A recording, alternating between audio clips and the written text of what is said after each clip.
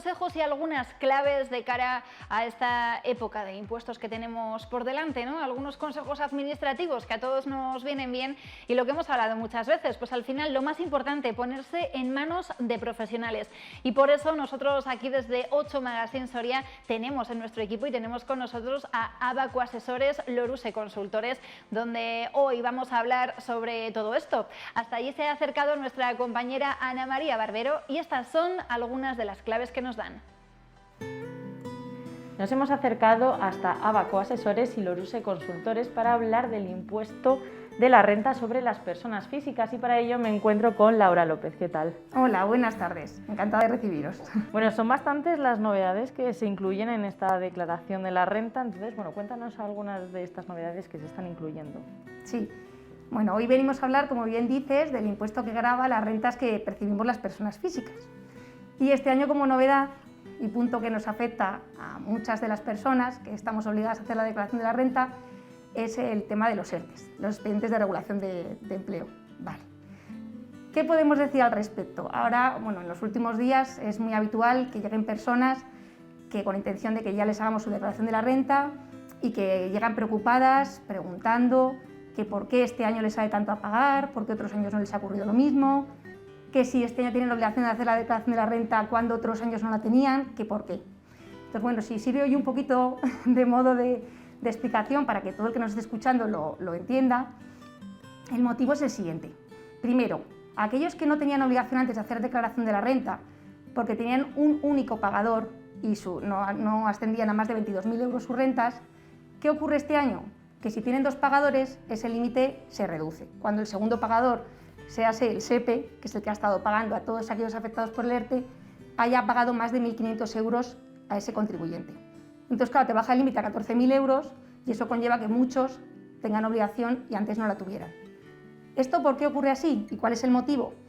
Pues Hacienda con esto lo que quiere es que no tribute más una persona que gana, por ejemplo, 18.000 euros y tiene un único pagador, tribute más que otro que lo percibe en dos partes, 14.000 de su pagador principal y 4.000 del SEPE. ¿Y esto qué ocurre? Pues que cada pagador calcula la retención en función de las retribuciones que él abona a ese trabajador. Entonces, si yo tengo un empleado, por ejemplo, y tiene una retribución de 14.000 euros anuales, yo le calculo la retención en función de esos 14.000 euros. No tengo en cuenta otros 4.000 que le paga el SEPE. Entonces, ¿qué ocurrirá? Que otro, por ejemplo, que otro empleado que cobre 18.000 euros, tenga rentas de 18.000 euros, va a estar tributando más durante el año porque tendrá retenciones sobre esos 18.000 euros. Entonces, no sería justo que no regularizara esa diferencia a aquel que ha percibido 14 por un lado y 4 por el otro y el SEPE no le ha retenido absolutamente nada.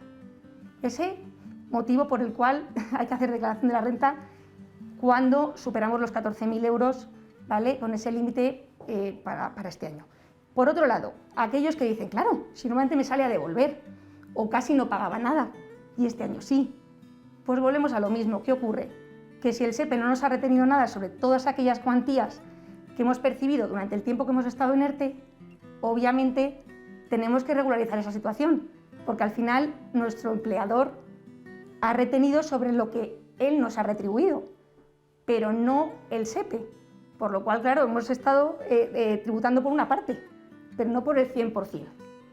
¿Qué podría haber hecho la empresa? Podría haber incluso ajustado las retenciones a la baja teniendo en cuenta esa nueva situación, porque si ese trabajador ahora tiene una menor retribución que le paga ese empleador, realmente el empleador no tiene obligación a tener en cuenta el resto de retribuciones que ese empleado tenga, sino solo las que él conoce de su empresa. Por tanto, le podría incluso haber ajustado.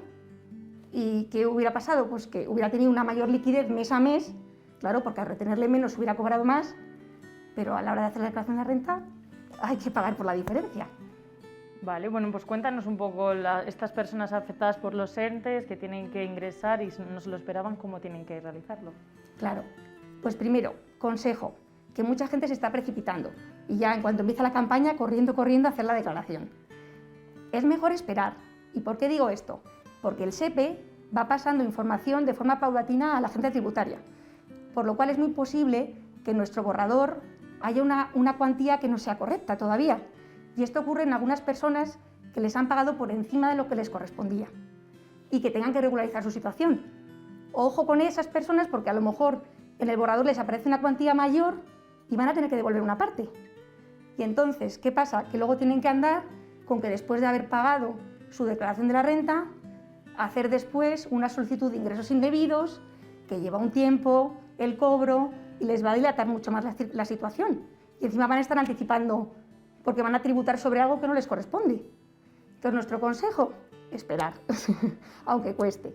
Y para el año 2021, que en sus empresas donde trabajan, pues que pidan que por lo menos no les toquen la retención, que por lo menos se la mantengan, pero que no se la ajusten a la retribución que tengan cuando estén en ERTE, porque entonces la diferencia a pagar en la renta del 21 volverá a ser significativa.